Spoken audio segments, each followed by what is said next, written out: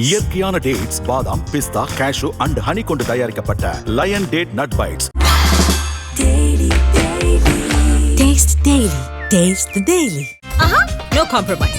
உங்க சைடுலயும் எங்க சைடுலயும். GT Holidays, South India's #1 travel brand. IBC Tamil நேயர்களுக்கு வணக்கம். பீகார் மாநிலத்தில் பாஜக ஒரு கிளியர் லீடை எடுத்திருக்கிறாங்க. 150க்கும் அதிகமான இடங்களில் தேசிய ஜனநாயக கூட்டணி முன்னிலை பெற்றிருக்கிறது நம்மளால் பார்க்க முடியுது. 156 இடங்களில் தேசிய ஜனநாயக கூட்டணி முன்னிலை பெற்றிருக்கு. இந்தியா கூட்டணி 75 இடங்களில் முன்னிலை பெற்றிருக்கிறாங்க. பீகார் மாநிலத்தினுடைய தனிப்பெரும் கட்சியாக பாஜக உருவாகிறதுக்கான சூழல் உருவாகி இருக்கு. இப்போ நம்ம கூட காங்கிரஸ் கட்சியிலிருந்து திரு அமெரிக்க நாராயணன் இணைஞ்சிருக்கார். வரவே நிகழ்ச்சிக்குள்ள போகலாம். சார் வணக்கம். வணக்கம், கேக்குதுங்களா? சார், பீகாரில் தேசிய ஜனநாயக கூட்டணி ஒரு லேண்ட்ஸ்லைட் விக்டரி நோக்கி போய்கிட்டு இருக்காங்க. இதை எப்படி பார்க்குறீங்க? அதாவது தேசிய ஜனநாயக கூட்டணியை பொறுத்தவரை ஒவ்வொரு தேர்தலிலும் ஒரு யுக்தியை கையாள்கிறார்கள். அவர்களுக்கு எந்த குதிரை மேல் சரியாக ஏறி சவாரி செய்து அவர்கள் கட்சியை வளர்க்க முடிகிறது என்று தெரிந்திருக்கிறார்கள். மத்தியில் அவர்கள் இருக்கும் ஆட்சியால் பணபலமும் அதிகார பலமும் கொண்டு மிகச் சிறப்பாக தேர்தல் களத்தை சந்திக்கிறார்கள். தேர்தல் களத்திலே இன்று பல குற்றச்சாட்டுகள் வைக்கப்பட்டுள்ளன. அவை உண்மையா இல்லையா என்பதை நான் அறியேன். உங்கள் பத்திரிகைகள் மட்டுமே சொல்கின்றது. முக்கியமாக இந்த வாக்காளர் சேர்ப்பிலும் கூட பல குளறுபடிகள், பல பேர் நீக்கப்பட்டதாக சொல்கிறார்கள். இன்னும் கேட்டால், நான் தமிழகத்திலே வேலை செய்கின்ற நேற்று முன்தினம் ஒரு கடையில் சென்ற பொழுது, அன்று பீகாரில் இருந்து வந்திருந்தவர்கள் இங்கு வேலை செய்து கொண்டிருக்கிறார்கள். அவர்களை கேட்டேன், ஏன் நீங்கள் உங்கள் தேர்தலுக்கு சென்று ஓட்டு போடவில்லையா என்று கேட்டேன். அவர்கள் சொன்னார்கள், எங்களுடைய பெயர்களை அதிலிருந்து எடுத்து விட்டார்கள் என்று சொன்னார்கள். இத இன்னொரு விஷயம் என்னன்னா, பாத்தீங்கன்னா அது கள நிலவரம் அதை உறுதிப்படுத்துகிறது. முதலாக பெண்களின் வாக்கு ஆண்களின் வாக்கை விட அதிக அளவு பீகாரில் உள்ளது. அதே போல பீகாரில் பெண்களின் வாக்குப்பதிவு ஆண்களின் வாக்குப்பதிவை விட மிக அதிகமாக கடந்த தேர்தல்களை விட உள்ளது என்பது இதற்கு சான்று. ஏனெனில் அவர்கள்தான் இதுல இது பண்றாங்க. ஆண்கள் வெளியூர்ல போய் வேலை செய்யறதால அவங்க தான் இதுல பங்கு பெற முடியாம போயிடுச்சு. இது ஒரு பெரிய குற்றச்சாட்டு. அதனால பீகாரில் உள்ள வாக்கு தகுதியில் உள்ள அனைவர்களுக்கும் அங்கு வாக்களிக்கப்பட்ட இது உள்ளதான்ற ஒரு கேள்வி இருந்தாலும், இது உண்மையிலே வெற்றி தான். அதுல வெற்றி இன்னும் இப்பதான் ஆரம்பிச்சிருக்கு. இந்த ட்ரெண்ட் இருந்தா இந்த மக்களின் தீர்ப்பை, மகேசனின் தீர்ப்பை ஏற்க வேண்டியது ஒவ்வொரு அரசியல்வாதியின் கடமை. அதில் உள்ள எங்களது கட்சியும் சரி, மற்ற கட்சிகளும் தங்கள் குறைகளை எப்படி நிவர்த்தி செய்து கொள்ள வேண்டும் என்பதுதான் இதுதான் ஜனநாயகம். ஆனா அரசாங்கத்திற்கும் தேர்தல் கமிஷனுக்கும் இதை சிறப்பாக செய்ய வேண்டிய ஒரு பொறுப்பு உள்ளது. அதை பொறுப்பாக செய்துள்ளார்களா என்ற கேள்வி மக்கள் மனதில் இன்று வந்துவிட்டது. அது ஜனநாயகத்திற்கு நல்லதல்ல என்பதை முதல் கருத்தாக நான் உங்கள் முன்வைக்கிறேன். இல்லை சார், இப்போ நீங்க சொல்ற எல்லா விஷயமுமே வாக்காளர் பட்டியலிருந்து நிறைய பேருடைய பேர்கள் நீக்கப்படுது அப்படின்னா, அங்க இருந்த கட்சிகள் என்ன பண்ணுது? குறிப்பா காங்கிரஸ் மாதிரியான கட்சிகள் என்ன பண்ணுது அப்படிங்கிற ஒரு கேள்வி இருக்குல்ல. இப்போ தமிழ்நாட்டில் நியாயமான கேள்வி. கேள்வியை முடிச்சிடறேன் சார். தமிழ்நாட்டில் எஸ்ஐஆர் பணிகள் நடந்துகிட்டு இருக்கு. ஒரு பிஎல்ஓ ஒரு வாக்காளரை பார்க்க போறாங்கன்னா கட்சி நிர்வாகிகள் கூட போறாங்க. திமுகல இருந்து BLA 2 கூட போறாங்க. எஸ்ஐஆர் எப்படி ஃபில் பண்றது அப்படிங்கிற தொடர்பாக மக்களுக்கு அவங்க எடுத்து சொல்றாங்க. ஒரு வாக்காளரை கூட வாக்காளர் பட்டியலிருந்து நீக்கப்பட்டக்கூடாது அப்படிங்கிற ஒரு இதோட கட்சிகள் வேலை பார்க்குறாங்க. தனக்கு ஆதரவான வாக்காளர்களை பாஜக திட்டமிட்டு வாக்காளர் பட்டியலிருந்து நீக்குது அப்படின்னு சொல்ற குற்றச்சாட்டை காங்கிரஸ் கட்சி முன்வைக்குதுன்னா, அதை பண்ணிக்கிட்டு இருந்தப்போ காங்கிரஸ் என்ன பண்ணுச்சு அப்படிங்கிற ஒரு கேள்வி இருக்குல்ல. காங்கிரஸினுடைய ஸ்ட்ரக்சரே வீக்கா இருக்கு அப்படிங்கிறது தானே இந்த கேள்விகளினுடைய பின்னணியா இருக்கு. அதாவது நீங்க ஒரு நடுநிலையாளரா கேள்வி கேட்கிறீங்களா, இல்ல பாஜகவின் பிரதிநிதியாக கேள்வி கேட்கிறீங்களான்னு எனக்கு புரியல. ஆனாலும் உங்க கேள்விக்கு நான் பதில் சொல்றேன். ஜனநாயகம் என்பது ஒரு கட்சியினுடைய வேலை அல்ல. இன்று அரசால் நியமிக்கப்பட்ட constitutional positions, chief election commissioner, authority, இவையெல்லாம் வந்து நடுநிலையாக செயல்பட வேண்டும். நான் வந்து இப்போ ஒரு காங்கிரசினுடைய பிரதிநிதியாக மட்டுமே இங்கு பேசல. இந்திய ஜனநாயகத்தை காக்க வேண்டிய கடமை ஒரு இந்திய குடிமகனுக்கு உண்டு. அதன் விஷயமாகவும் பேசுகின்றேன். உங்களுக்கும் அந்த பொறுப்பு உண்டு என்பதை ஞாபகப்படுத்துகிறேன். உங்களை விட தேர்தல் கமிஷனுக்கு அதை விட மிகப்பெரிய பொறுப்பு உண்டு. அவர்கள் அந்த தேர்தல் கமிஷன் பாராபட்சமின்றி செயல்பட வேண்டும் என்பதுதான் வருங்காலத்துல நம்ம எல்லாருக்குமே நல்லது. அந்த குற்றச்சாட்டை நீங்க செய்யலன்ற கேள்வி சரியான கேள்வி இல்லை. நான் பார்க்கிறனோ பார்க்கலையோ, தேர்தல் கமிஷனும் சரி, இந்த அரசும் சரி, சரியாக செயல்பட வேண்டும் என்பதுதான் மக்களின் எதிர்பார்ப்பு. அதை செய்தார்களா என்று கேள்வி கேட்கச்சே நீங்க செஞ்சீங்களான்னு கேட்கறது ஒரு நியாயமான கேள்வியாக எனக்கு தெரியவில்லை. ஒரு அரசு இயந்திரத்த அளவு எந்த ஒரு கட்சியுமே கிடையாதுன்றதை நம்ம புரிஞ்சுக்கணும். அதனால உங்க கேள்விய நீங்க கேட்க வேண்டிய இடம் தேர்தல் கமிஷனை பார்த்து. நான் தெளிவாக நான் வந்து மக்களுடைய கண்ணை பார்த்து சொல்கிறேன். நான் எப்பயுமே எந்த இதுலயும் போய் சொல்றதில்லை. நேற்று நான் சொன்னது ஒரு சாம்பிள் தான்.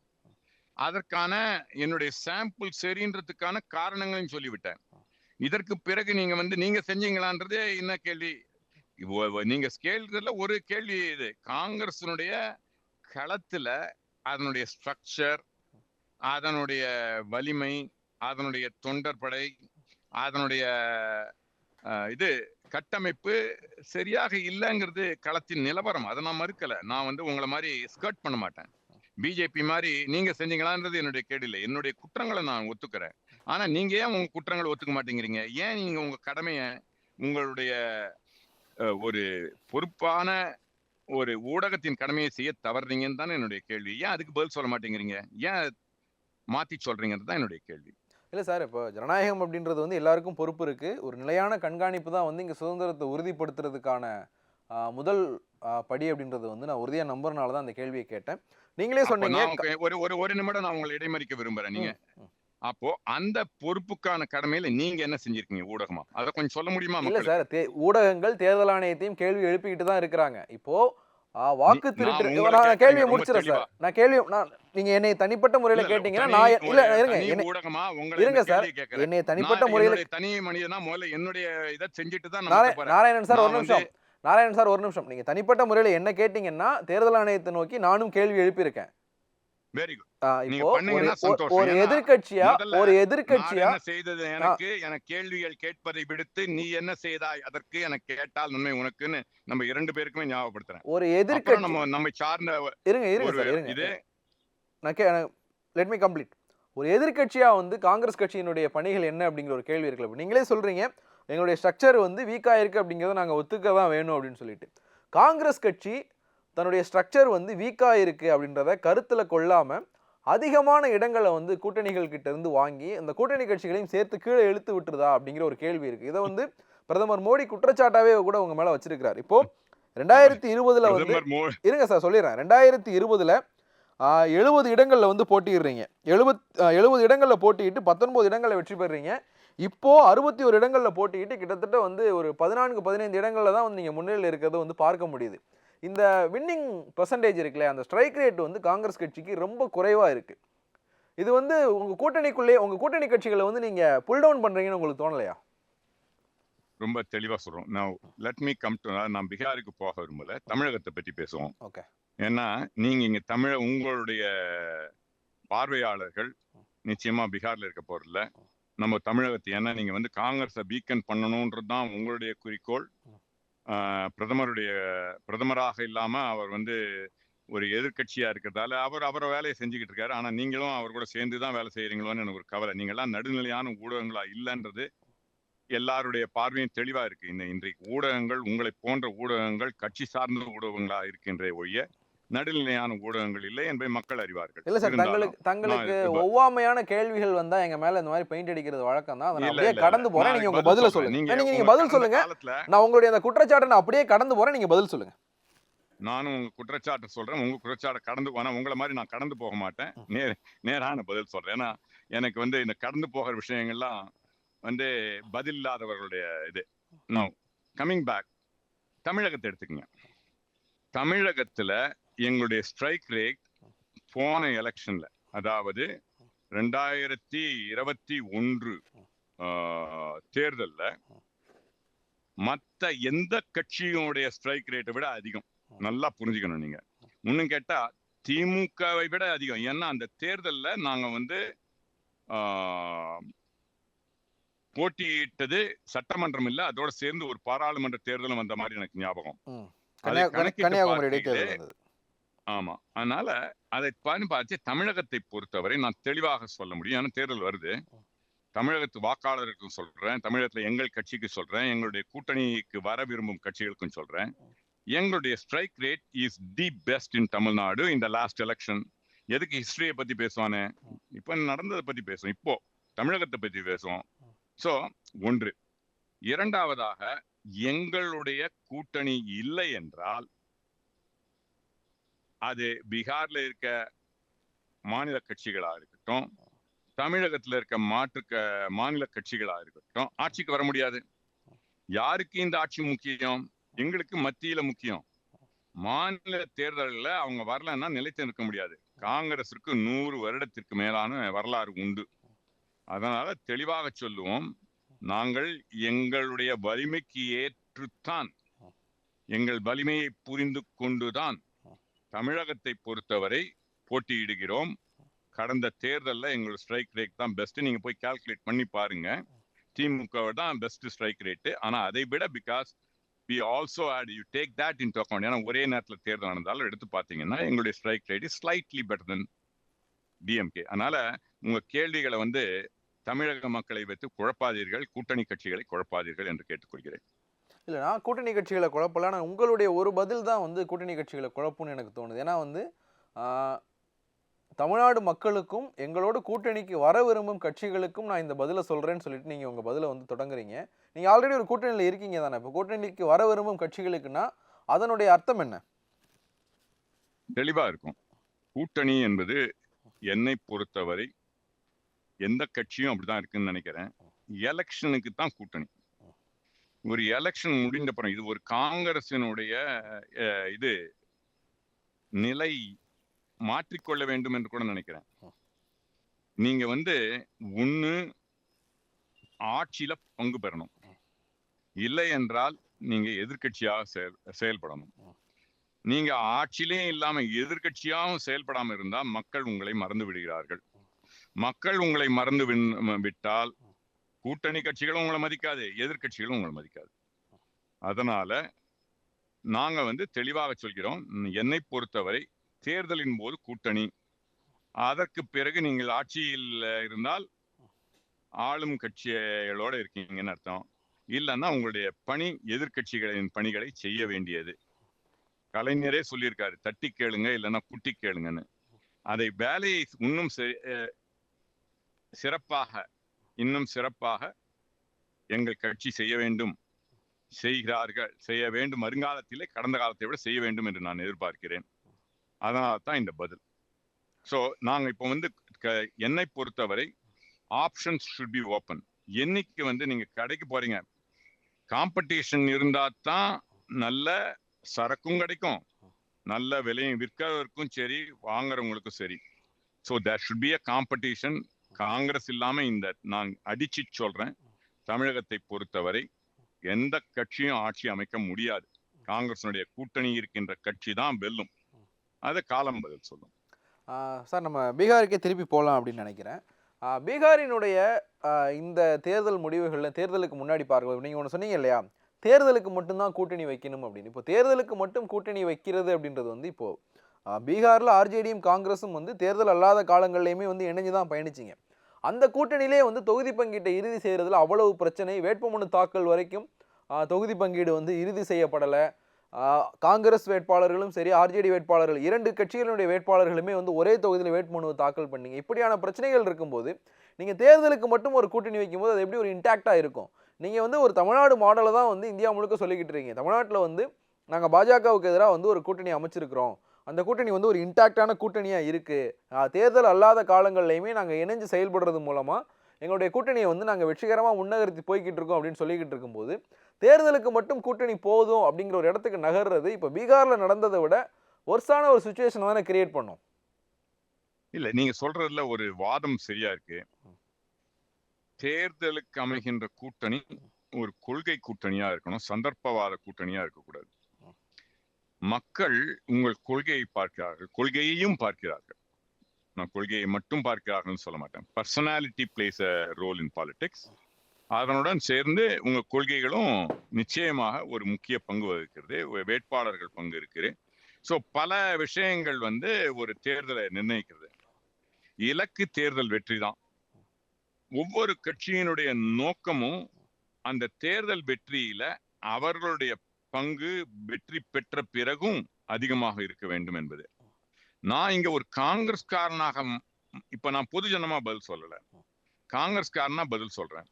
ஒரு காங்கிரஸ்காரன் இந்த தமிழகத்துல காங்கிரஸும் சரி பீகார்லயும் சரி வெற்றி பெற வேண்டும் என்றால் இது என்ன ஆயிடுச்சுன்னா, இங்க பாருங்க, பிஜேபி கிட்டேன்னு நாங்க கத்துக்க வேண்டிய விஷயங்கள் நிறைய இருக்கு. பிஜேபி 2 பேர் உள்ள 2 எம்பிக்கள் உள்ள கட்சியாக என்னுடைய வாழ்காலத்துல பார்த்தேன். ஆனா அதே இது மாதிரி காங்கிரஸ் வரலாறு காணாத விதமாக வெற்றி பெற்றதையும் ஏன் வாழ்நாள்ல பார்த்தேன். ரெண்டும் ஒரே தேர்தல். ராஜீவ் காந்தியோட 1984 தான் ஹையஸ்ட் இன் இந்தியன் ஹிஸ்டரி ஒரு கட்சி அதிக உறுப்பினரோட பாராளுமன்றத்துக்கு வந்தது. இதுல வந்து காங்கிரஸ் வந்து எங்களுடைய அதாவது நிதர்சனமான ஒரு அரசியலை புரிந்து கொள்ளாம நாங்க வந்து ஒரு ஐடியலிஸ்டிக் அரசியல்ல இருக்கிறோமோ அப்படின்னு ஒரு கேள்வி இருக்கு. ஏன்னா நாங்க வந்து தியாகம் செய்து இந்த நாட்டுக்காக தியாகம் செய்து வந்த பரம்பரை, அதனுடைய கல்ச்சர் இந்த கம்படிட்டிவ் வேர்ல்டுல ஈடுபட மாட்டேங்குது. அதனால்தான் காமராஜர் சொன்னாரு, இவங்க இன்னைக்கு பாத்தீங்கன்னா தமிழகத்திலையும் சரி மத்தியில இருக்கின்ற ஆட்சியும் சரி ₹1 மக்களுக்காக செலவழிச்சாங்கன்னா ஒரு ₹100 பிரதமருக்கான விளம்பரங்கள் எவ்வளவு கோடி ரூபாய் இருக்குன்னு பாருங்க. அப்போ விளம்பரங்கள் வந்து காமராஜர் என்ன பண்ணாரு, டேய் உங்க அம்மாக்கு சேலைக்கு வாங்கி கொடுக்கறது போய் விளம்பரம் செய்வியாடான்னு அன்னைக்கு சொன்னாரு. அதுல வந்ததாலேயோ என்னவோ நாங்க செய்ததை சரியாக மக்களிடம் சொல்வதில்லை. அது ஒரு ப்ராப்ளம் எங்களுக்கு. அதே மாதிரி தான் இந்த கூட்டணி விஷயங்களையும் மற்ற விஷயங்களையும் நாட்டுக்காக இதை மற்றவங்க எல்லாம் பெருசா பேசுறாங்களே ஒழிய காங்கிரஸ் ஒண்டிதான், காங்கிரஸ்காரன் மொத்தம் தான். நான் 35 வருஷம் கட்சியில இருக்கேன் இது வரைக்கும். இனிமே எப்படி இருக்கும்ன்றது காலம் பதில் சொல்லும். என்னை விட கட்சி பெரிதென்றால் இந்த கட்சியில எனக்கு ஒரு வாய்ப்பு இல்லைன்னு பொழுதும் இந்த கட்சியில தொடர்ந்திருக்கேன். ஏன்னா இந்த கொள்கை சரியான கொள்கை என்ற காலத்தால. சோ என்னை விட கட்சி பெரிது, கட்சியை விட நாடு பெரிது என்பதை காங்கிரசும் பல நேரங்கள்ல தன்னையும் தேய்த்து கொண்டு இந்த கூட்டணிக்கு தோளை கொடுத்து அதற்குரிய பங்கை பெறாமல் இருக்கிறது. ஆனா பாருங்க, பிஜேபி முதல்ல போய் சேருவாங்க. ஆம புகுந்த வீடும் பிஜேபி புகுந்த கட்சியும் உருப்படாதுன்றதை இன்றைக்கு தெளிவாக பார்த்துக்கிட்டு இருக்கோம். ஒவ்வொரு இடத்துலையும் பிஜேபி வளர்கிறது, அதனுடைய சேர்ந்த கூட்டணி கட்சிகள் தேய்கின்றது. அது மகாராஷ்டிரமா இருக்கட்டும், ஏன் இன்றைய பீகார் தேர்தலா இருக்கட்டும், இல்ல பல இடங்கள்ல பாருங்க. ஸோ அந்த ஸ்ட்ராட்டஜி காங்கிரஸுக்கு தெரியல. ஏன்னா அவங்களுடைய பரம்பரை அப்படி தியாகம் செய்து வாழ்ந்த பரம்பரை. தியாகத்தை விட நீங்க ஆட்சிக்கு வந்தா மக்களுக்கு அதிகமா வேலை செய்ய முடியும். அதனால காங்கிரஸ் தன்னை பிஜேபியை பார்த்து மாற்றிக்கொள்ள வேண்டும் என்று நான் கேட்டுக்கொள்கிறேன். சார், இப்போ நீங்கள் சொன்னீங்க பாஜக வந்து ஒரு கட்சியோட கூட்டணி வைக்கிது அப்படின்னா வந்து அவங்கள மொத்தமாக தேய்ச்சிட்டு வந்து அவங்க வளருவாங்க அப்படின்னு சொல்லிட்டு. ஆமா, பிஜேபி வளர்கிறது பெரிய உதாரணமா வந்து செய்கிறது. பெரிய உதாரணமா வந்து பீகாரை சொல்லிக்கிட்டு இருந்தாங்க. அதே மாதிரி வந்து மகாராஷ்டிராவில் சிவசேனா சொல்லப்பட்டது. ஆனால் இப்போ வந்திருக்கிற ட்ரெண்டு படி பார்த்தா பீகாரில் வந்து ஐக்கிய ஜனதா தளம் தனிப்பெரும் கட்சியாக மாறி இருக்கு. பாஜகவை விட அதிகமான இடங்களில் வந்து ஐக்கிய ஜனதா தளம் தான் வந்து முன்னிலையில் இருக்கிறாங்க. அவங்களுடைய அந்த வாதம் வந்து இங்கே பீகாரில் அடிபட்டு போகுதே. இல்லையே, நீங்க மறுபடியும் உங்கள்கிட்ட எனக்கு வாதத்துக்கு மருந்து உண்டு, பிடிவாதத்துக்கு மருந்து கிடையாது. நீங்க பிடிவாதமா ஒரு முடிவை எடுத்துக்கிட்டு lies damn lies and statistics வாங்க. நீங்க என்ன சொன்னீங்கன்னா கடந்த இதுல எவ்வளவு இருந்தது, அதாவது பீகாருடைய பிஜேபியோடைய வளர்ச்சியை பீகார்ல பாருங்க. ஒரு 2-3 தேர்தலை மட்டும் எடுத்துக்கோ, ரொம்ப தூரம் போக வேணாம். அவர்களுடைய வளர்ச்சி என்ன, நிதிஷ்குமாருடைய தேய்மானம் என்னன்னு புரிஞ்சுக்குங்க, உங்களுக்கு தெரியும். அதாவது சும்மா ஒரு எறும்ப பக்கத்துல இருந்து வச்சா என்ன, when you are from low, mole looks like a mountain, கீழே இருந்து பாக்குறதுக்கு உண்மையான சரியா கேமரா பாருங்கன்னு நான் சொல்றேன். சும்மா உட்காந்துக்கிட்டு வாதம் வந்து பிடிவாதமா பண்ணிட்டு இருக்காதீங்க. காங்கிரஸ் தமிழகத்திலயும் அதே நிலை தான் பிஜேபி கூட கட்சிகளுக்கு வரும். அதனால தான் பயந்துகிட்டு இருக்காங்க. ஓகே, காங்கிரஸ் கட்சியினுடைய அடுத்த கட்ட நடவடிக்கைகள் என்னவா சார் இருக்கும்? நான் வந்து காங்கிரஸ் கட்சியினுடைய நடவடிக்கை என்னவாக இருக்கும்ன்ற சொல்ல நிலையில நான் இன்றைக்கு இல்ல. சரி, ஆனா என்னவா இருக்கணும்ன்றத என்னால் சொல்ல முடியும். ஏன்னா ஒரு காங்கிரஸ்காரனா எனக்கு அதுல கடந்த 35 வருடங்களாக இந்த கட்சிக்கு உழைத்தவன் என்பதால் சொல்றேன். காங்கிரஸ் வந்து கடினமான வேலை இது. ஏனென்றால் ஆட்சி பறிபோய் கொண்டிருக்கிறது. பல இடங்கள்ல ஆட்சிக்கு வர முடியவில்லை. they need to have a better strategy. அது ஒரு நாள்ல செய்யக்கூடிய வேலை இல்லை. அது வந்து முக்கியமா கட்சியினுடைய கட்டமைப்புல அதுக்கு ஏன்னா இன்னைக்கு பாத்தீங்கன்னா you judge yourself on what you are capable of doing, whereas other people judge you on what you have done. கட்சியினுடைய கட்டமைப்புகள்ல கடந்த காலங்கள்ல வேலை செய்தவர்களுக்கு உரிய மரியாதை கிடைக்கவில்லை. நீங்க எந்த மாதிரி ஆளை தூக்கி விடுறீங்களோ அந்த மாதிரி ஆட்கள் தான் உங்களை வந்து கட்சிக்கு நான் என்ன பண்ணுவான், வேலை செய்யும் கூட்டு போயிட்டே இருப்பான். அவனுக்கு வேற வேலை இருக்கு. அவனுடைய மதிப்பதற்கு ஆள் இருக்காங்க, இல்ல அவனை வேற பொறுப்புகள் வேற துறைக்கே கூட சென்று விடுகிறார்கள். அது ஒன்று. அதனால வேலை செய்பவனுக்கு அந்தந்த உரிய மரியாதையை கொடுக்கணும். கட்சி கொடுப்பதில்லை என்பது கட்சியினுடைய வீழ்ச்சிக்கு ஒரு காரணம். இரண்டாவதாக அவங்க வந்து ஸ்ட்ராட்டஜிக்கலா ஒண்ணு புரிஞ்சுக்கணும். ஒண்ணு ஆளுங்கட்சியில இருங்க, தேர்தல் போது தேர்தல்ல கூட்டணி அவசியம் இருங்க. ஆனா தேர்தலுக்கு பிறகு நீங்கள் தெளிவாக ஒன்று ஆளும் கட்சியாக செயல்படுங்கள், இல்லை எதிர்கட்சியாக செயல்படுங்கள். 2. 3 வளர்கின்ற ஒரு பல மாநிலங்கள்ல பார்க்கலாம். நான் வந்து அத கட்சியினுடைய விவகாரம் பப்ளிக்கா நான் வந்து சொல்ல விரும்பல. பல மாநிலங்களும் பார்க்கலாம். வேலை செய்யற ஒருத்தர் ஆனா மிகப்பெரிய பொறுப்புகள்ல இருக்கிறவர் இன்னொருவர் அந்தந்த ஸ்டேட்ல அவங்களுக்கு தெரியுது. அது ஏன்னா ரீஜினல் ஹெட்ஸ வளரோட பயப்படுறாங்க இன்னைக்கு. அதுதான் வந்து காங்கிரஸினுடைய அழிவுக்கு காரணம். உனக்கு பெரிய தலைவர் இந்திரா காந்தி போல இருக்கச்சே, ராஜீவ் காந்தி போல இருக்கச்சே அதை நீங்க செயல்படுத்த முடியும். நீங்க வந்து ரீஜினல் சர்தார் அப்படின்னு அவங்க காலத்துல சொல்லுவாங்க, ரீஜினல் லீடர்ஸ். அவர்களை நீங்க வளர விடாம கட் பண்ணிக்கிட்டே இருந்தீங்கன்னா யாரும் வந்து எப்படி உட்காந்து வேலை செய்வாங்கன்னா, ஒரு leadership does not come in over night. நாங்க ஏறக்குறைய 2004 ராகுல் காந்தியா இது வந்தாரு, 2010 முயற்சி பண்ணியிருக்கோம். தொடர்ந்து we have to build it up. அப்போ ரீஜனல் லீடர்ஸையும் நீங்க பில்ட் பண்ணணும். அதை பண்ணக்கிறதுக்கு அவருக்கு ஒரு காலங்கள் கொடுக்கணும். காம்படிஷன் இருக்க வேண்டியதுதான். ஆனா நீங்களே வளர்கின்ற தலைவர்களை அவர் பெருசா வளர்ந்துருவாரோன்னு பயத்துல கட் பண்ணக்கூடாது. இதெல்லாம் செய்தாதான் கட்சி வளரும். நிறைய செய்ய வேண்டியது இருக்கு. நான் வந்து ஓரளவு அரசியல் இருந்தவன், எனக்கு 35 கால அரசியல் அனுபவம் இருக்கு. இது மாதிரி என்னை விட நன்கு அறிந்தவர் இருக்காங்க. அவங்களை உட்காந்து பேசுங்க. என்ன பயப்படுறாங்க? என்ன சொன்னா நீங்க காலி, உண்மையை சொன்னா காலி. கட்சி தான் அதை எல்லாரும் வந்து வாய் வார்த்தையா இல்லாம நம்மை விட கட்சி முக்கியம் அப்படிங்கிறத, கட்சியை விட நாடு முக்கியம்ன்றது காங்கிரஸ் உணர்றது. அதனால்தான் பல இடங்களை சாக்ரிஃபைஸ் பண்றோம். ஆனா தன்னை விட கட்சி முக்கியம் என்பதை காங்கிரஸ்காரர்கள் உள்ள எல்லா பொறுப்பில் உள்ளவர்களும் எவ்வளவு காலத்தில் இருந்தாலும் அவர்கள் உணர்ந்து செயல்பட்டால் கட்சி நிச்சயமாக வளர்க்க முடியும். நன்றி சார். எங்களோட இணைந்து உங்களுடைய கருத்துக்களோட பகிர்ந்து கொண்டமைக்கு மிக்க நன்றி. நன்றி. இயற்கையான டேட்ஸ், பாதாம், பிஸ்தா, கேஷு அண்ட் ஹனி கொண்டு தயாரிக்கப்பட்ட Lion date nut bites. Taste daily. Taste the daily. No compromise. உங்க சைடுலயும் எங்க சைடுலயும். GT Holidays, South India's #1 travel brand.